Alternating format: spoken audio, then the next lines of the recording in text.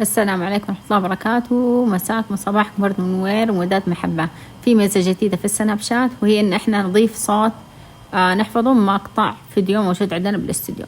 الطريقة راح نضغط على الصوت، موسيقى، انشاء الصوت، التحميل من ألبوم الكاميرا، ونختار المقطع لازم يكون اقل عن 4 دقائق.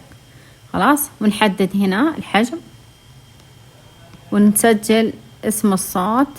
بعد ما نحدد وين نبغى الصوت نسجل اسم الصوت. مثلا هنا فوق هام السحب أنا بسجل لأبو نورة.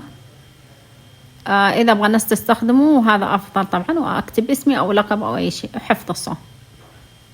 بس كده حيصير عندكم في المفضلة. أوكي، دحين نيجي نستخدمه. لما نيجي نضغط على الصوت، لأن إحنا تونا حفظنا الصوت، فيظهر لنا هنا علامة إنه نضغط عليها أصفر. ونختار 4 صور أو 4 مقاطع مناسبة. حختار دحين وحوريكم بالنتيجة، خلوكم معايا. نختار بشيء اليوم الوطني. هذه الصور حقتي. اوكي، لازم 4 مقاطع او 4 صور.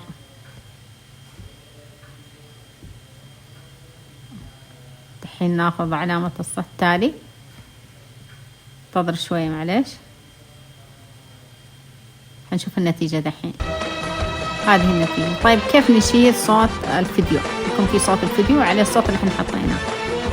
طيب نيجي نشيل الصوت. هذا هو المقطع، نضغط على الميكروفون. خلاص،